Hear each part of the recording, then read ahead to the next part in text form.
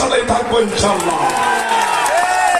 সেই লুৎফুর রহমান রমনা থানা যুব দলে এই যে আমার যুগ্ম আহ্বায়ক সিনিয়র যুগ্ম আহ্বায়ক ফারমায় বলে গেছে, এরম ভাই যখন সদস্য সচিবের দায়িত্বে আছেন, রমনা থানা যুব দলের একটা বিধিকিস্তি ভিতরে পড়ে গেল।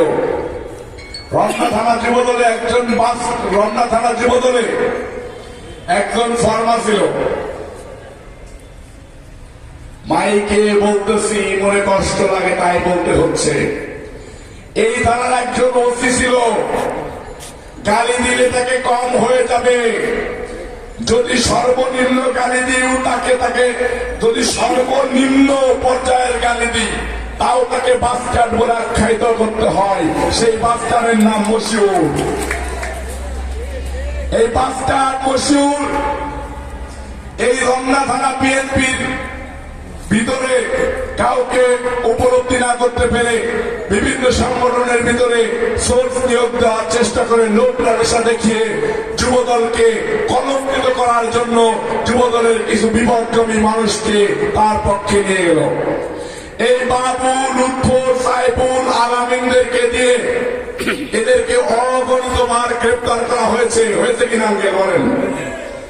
এইখানে মশিউর এই ফরমাদের অত্যাচার কে কে সহ্য করেছেন? হাত তুলে দেখান, হাত তোলেন।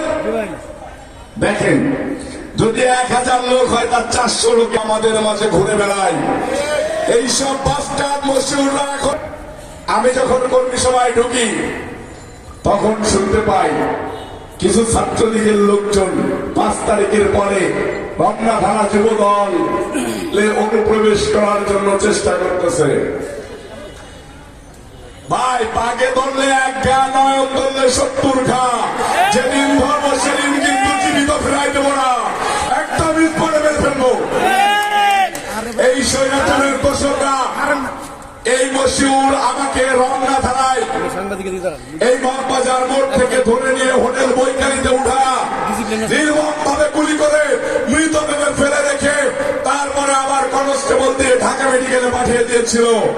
আমাকে অস্ত্র মামলা দিয়ে মেরে ফেলতে চেয়েছিল। রক্তক্ষরণে আমার মারা যাওয়ার কথা ছিল। আল্লাহ পাক রব্বুল আলামিন আমাকে বাঁচিয়ে রেখেছেন। মানুষের হৃদয়ে কোন স্থান করলেন, আরেকজন সামরিক জান্তা 9 বছর দেশ শাসন করলেন, মানুষ তাকে ভুলে গেলেন, ঘৃণা বলে প্রত্যাখ্যান করলেন। তার নাম স্বৈরাচারী এরশাদ।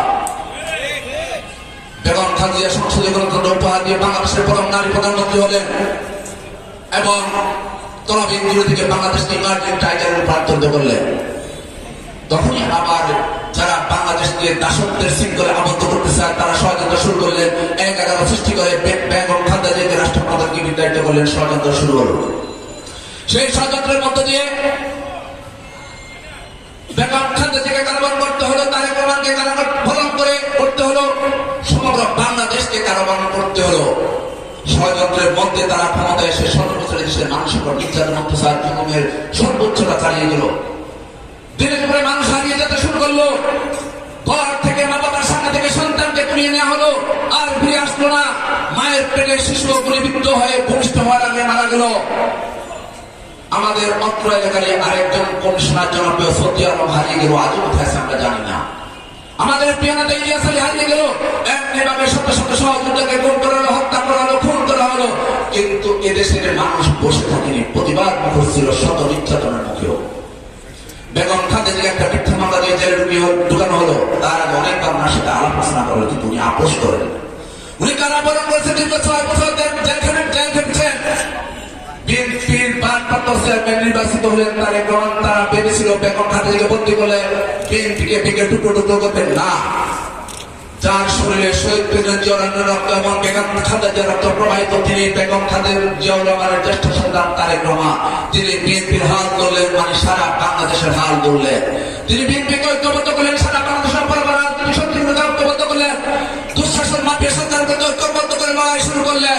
জনগণকে তিনি কমিটমেন্ট করলেন, জনগণের সাথে তার কমিটমেন্ট উপস্থাপন করলেন। তিনি প্রথম থেকে তিনি সংকল্পের মাধ্যমে জনগণকে বললেন, আমি আপনাদের ভোটের অধিকার ফিরিয়ে দেবো, আমি বাংলাদেশের লুণ্ঠিত গণতন্ত্র ফিরিয়ে দেবো, আমি দিনের ভোট দিনে দেওয়ার ব্যবস্থা করবো, আমি আইনের শাসন কায়েম করবো, আমি সুবিচার নিশ্চিত করবো।